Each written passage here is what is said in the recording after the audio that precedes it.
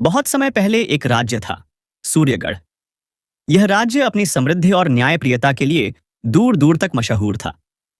इस राज्य के राजा का नाम था वीर प्रताप सिंह। वह बहादुर, दयालु और प्रजा का सच्चा सेवक माना जाता था। लेकिन इस राज्य के बारे में एक भयानक रहस्य था, एक श्राप। कहा जाता था कि सूर्यगढ़ का जो राजा अंतिम होगा, उसका नाम इतिहास में कभी नहीं लिखा जाएगा। राजा वीर प्रताप को इस श्राप की बात पता थी, पर उसने कभी परवाह नहीं की। उसके लिए सबसे जरूरी थी अपनी प्रजा की खुशी और राज्य की समृद्धि।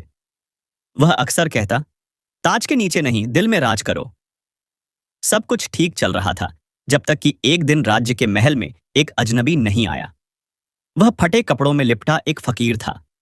दरबार में आते ही उसने ऊंची आवाज में कहा, राजा वीर प्रताप, तैयार हो जाओ, सिर्फ 3 दिन बाद यह राज्य राख हो जाएगा। दरबार में सन्नाटा छा गया। सबकी नजरें उस अजनबी पर टिक गईं। राजा ने गुस्से में कहा, तुम कौन हो जो हमारा भाग्य बताता है? फकीर ने ठंडी सांस लेते हुए जवाब दिया, जो होने वाला है उसे कोई नहीं रोक सकता। इतना कहकर वह चला गया, लेकिन उसकी बातें राजा के मन में तीर की तरह चुभ गईं। राजा ने गुप्त जांच शुरू करवाई। तभी उसे एक सच्चाई का पता चला, जिसने उसके पैरों तले जमीन खिसका दी।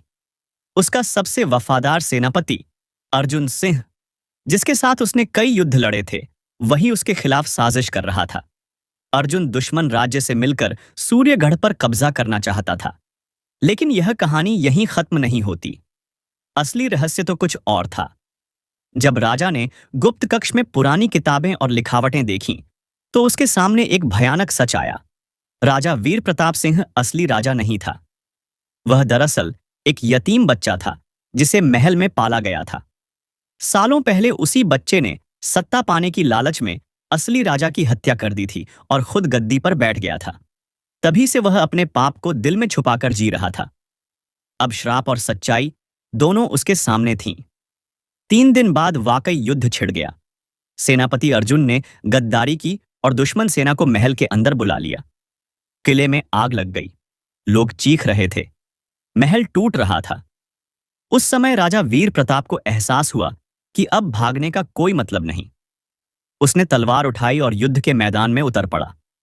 उसने दुश्मनों का डटकर सामना किया। उसकी तलवार से गद्दार अर्जुन गिर पड़ा, लेकिन राजा खुद भी बुरी तरह घायल हो गया। मरते समय उसने आसमान की तरफ देखा और कहा, हे ईश्वर, मैंने सत्ता के लिए पाप किया था, लेकिन आज प्रजा के लिए प्राण दे रहा हूं।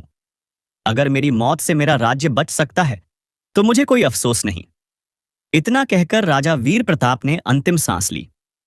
सूर्यगढ़ बच गया, लेकिन गद्दी हमेशा के लिए खाली हो गई। लोग कहते हैं कि उस श्राप का असर नहीं टूटा। इतिहास की किताबों में कहीं भी राजा वीर प्रताप का नाम दर्ज नहीं है, लेकिन लोक कथाओं में आज भी उसकी बहादुरी और बलिदान की कहानियां सुनाई जाती हैं। उसका नाम शायद पत्थरों में न हो, पर लोगों के दिलों में लिखा गया, अंतिम राजा।